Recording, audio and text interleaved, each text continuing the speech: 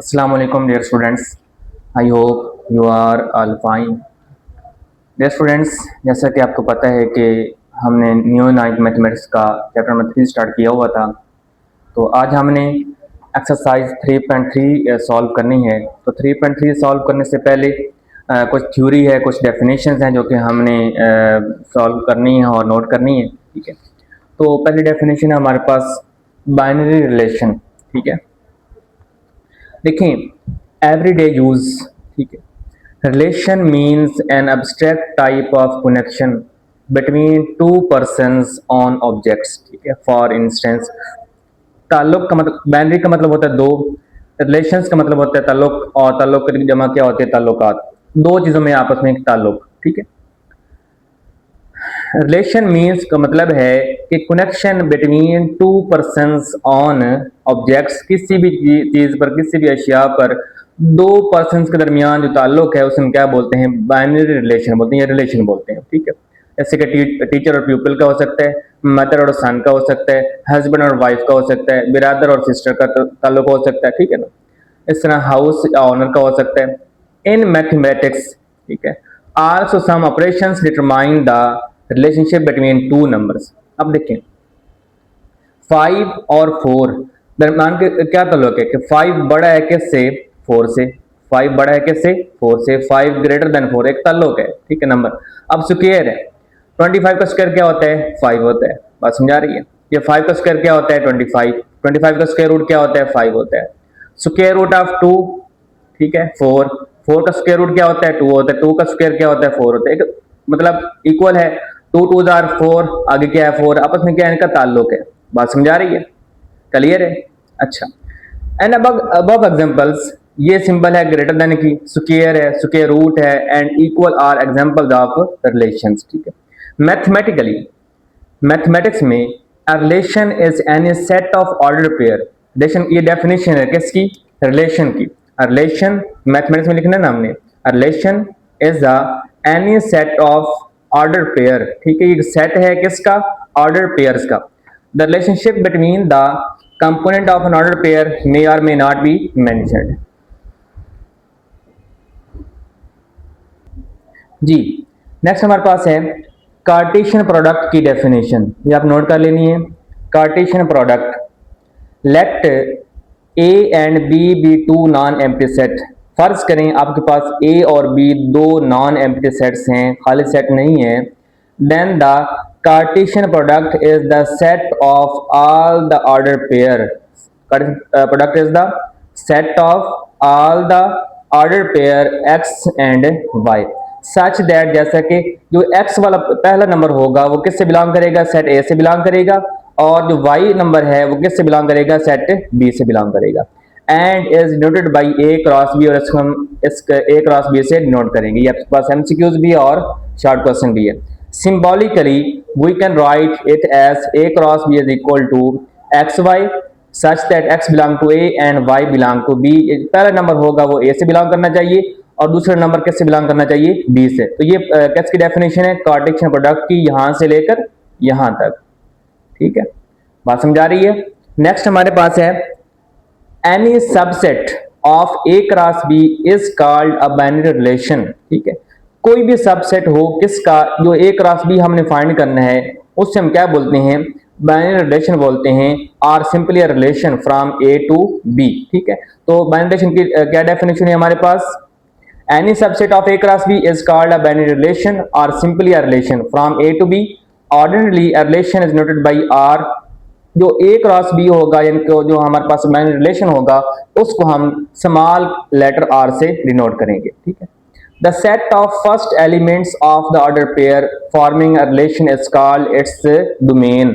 एक next definition आ गई कि जो रिलेशन का पहले एलिमेंट्स होंगे वो क्या कहलाएंगे, डोमेन कहलाएंगे। The set of first elements of the order pair, order pair का जो पहले एलिमेंट्स होंगे वो क्या कहलाएंगे, डोमेन कहलाएंगे। The domain of any relation R is denoted by dom R. ठीक है, एमसीक्यूज भी है और आपने जब डेफिनेशन लिखनी है आपको लिखनी है कि किसकी डेफिनेशन हुई, डोमेन की। ठीक है, डिफाइंड डोमेन में आपने क्या लिखना है, the set of the first elements of the order pairs forming a relation is called its domain. Next हमारे पास है the set of the second elements of the order pair forming a relation is called its range. Next definition हमारे पास range की है कि जो y elements होंगे, ऑर्डर पेयर के सेकंड एलिमेंट्स होंगे, वो क्या कहलाएंगे? रेंज कहलाएंगे।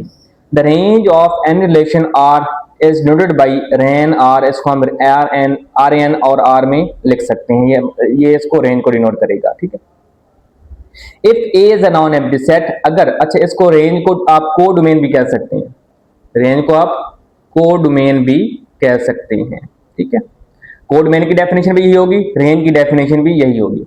If A is a non empty set, अगर ए हमारे पास कोई नॉन एम्प्टी सेट है, then any subset of A cross A is called relation in A. तो कोई भी जो नॉन एम्प्टी सेट है ए का, यानी कि ए हमारे पास एक नॉन एम्प्टी सेट है, तो सबसेट ऑफ ए क्रॉस पे जो हम रिलेशन बनाएंगे आगे चलकर हम सीखेंगे, तो उसको हम क्या बोलेंगे? रिलेशन इन ए बोलेंगे। बात समझा रही है? ठीक है। हमारे पास एक एग्जांपल है। अच्छा, एग्जांपल करने से पहले हम देखें इस चीज को, हम चैप्टर नंबर 5 में भी देखेंगे कि एक्स और वाई वाला जो कंसेप्ट है ये हमारा चैप्टर नंबर 5 में भी यूज होगा, ठीक है। तो ये जो ऑर्डर पेयर है इसको हम ग्राफ की शक्ल में भी हम इसको यूज कर सकते हैं, लेकिन इसको हम समझेंगे बाद में। आगे हमारे पास है function and its domain and range. Function की डेफिनेशन, ठीक है, डिफाइन फंक्शन। बात समझा रही है? अच्छा जी, a very important particular type of relation is a function defined as below. एक बहुत अहम टाइप जो रिलेशन की उसे हम बोलते हैं function. Is a function defined इस तरह बिलोंग होगी, डिफाइन होगी। Let A and B two non empty set. फर्ज करें कि ए और बी दो हमारे पास नॉन एम्प्टी सेट्स हैं, सच दैट, जैसा कि तीन कंडीशन सेटिस्फाई होनी चाहिए। कौन कौन सी? पहली कंडीशन कि जो रिलेशन है इनके एफ जो है, F is a relation from A to B. F is a relation from A to B. F यहाँ पे फंक्शन शो कर रहा है, function is a relation from A to B. That is F is a subset of A cross B. तो A cross B का जो मतलब subset होना चाहिए वो क्या होना चाहिए? F. F is a subset of A cross B. तो एफ जो फंक्शन है वो ए क्रॉस बी का सबसेट होना चाहिए। उसके बाद सेकंड कंडीशन है domain of F is equal to ए।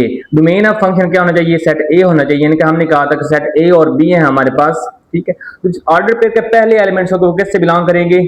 ए से बिलोंग करेंगे, ठीक है। तो जो पहले एलिमेंट्स होंगे वही हमारा सेट क्या होना चाहिए? सेट ए होना चाहिए, उसमें से कोई दूसरा एलिमेंट नहीं होना चाहिए। बात समझा रही है?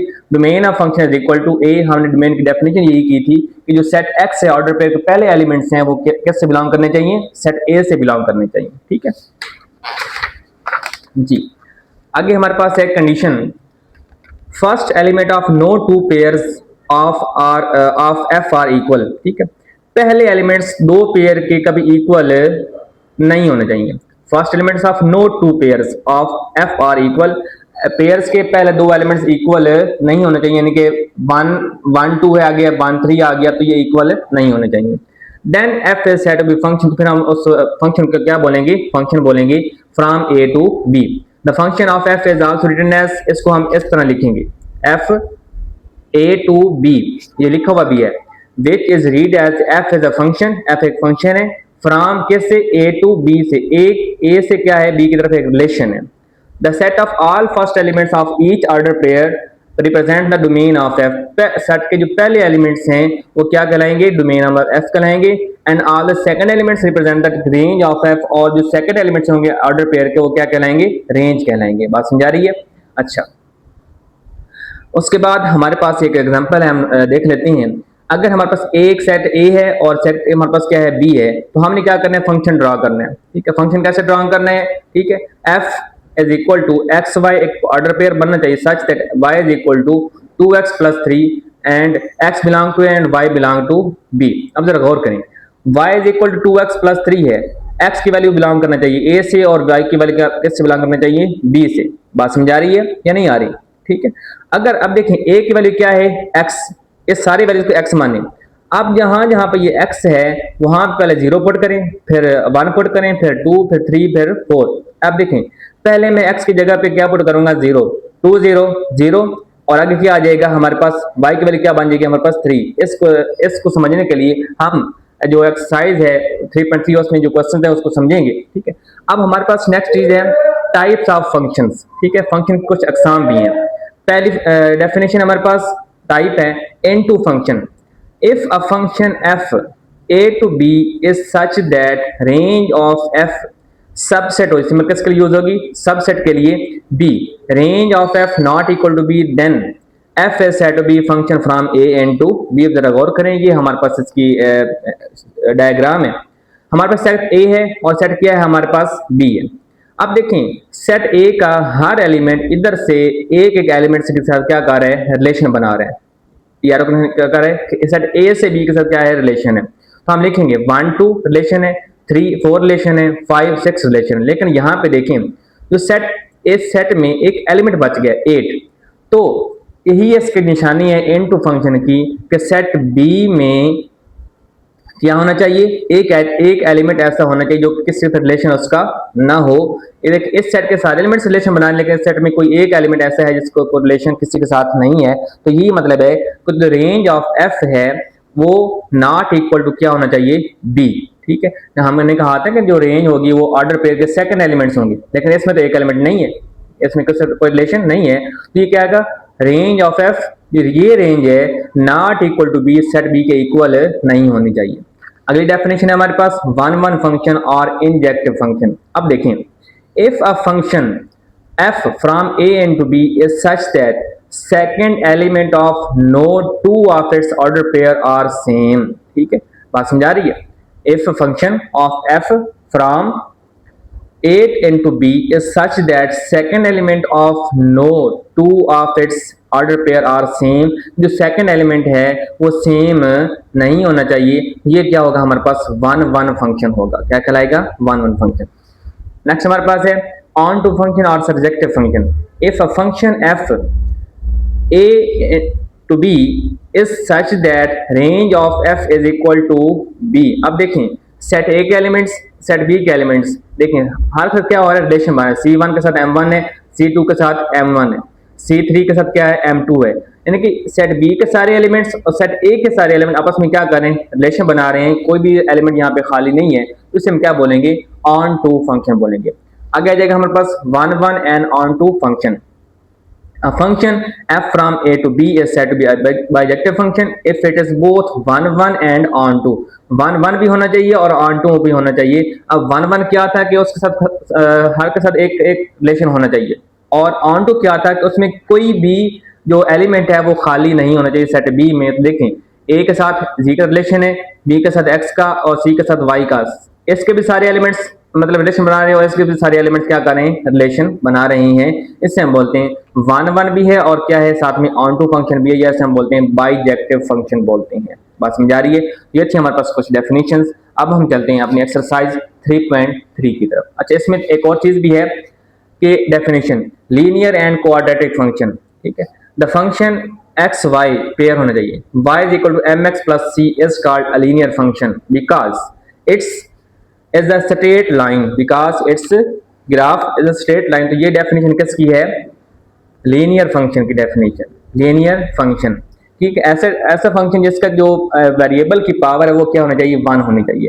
यहाँ पे वेरिएबल क्या है, एक्स है, तो इसकी हाईएस्ट पावर क्या है, वन ही है। तो ऐसा रिलेशन जिसमें वेरिएबल की पावर वन हो उसे हम क्या बोलते हैं, लीनियर फंक्शन बोलते हैं। और जिसमें वेरिएबल की पावर टू हो, यानी कि ये फॉर्म आ जाए। ठीक है, the function x y a x square plus b x plus c is called quadratic function. ये किसकी डेफिनेशन है, क्वाड्रेटिक फंक्शन की डेफिनेशन है कि जिस वेरिएबल में, जिस इक्वेशन में वेरिएबल की पावर टू आ जाए उसे हम क्या बोलते हैं, क्वाड्रेटिक फंक्शन बोलते हैं। बात समझ आ रही है। अब हम चलते हैं एक्सरसाइज 3.3 की तरफ।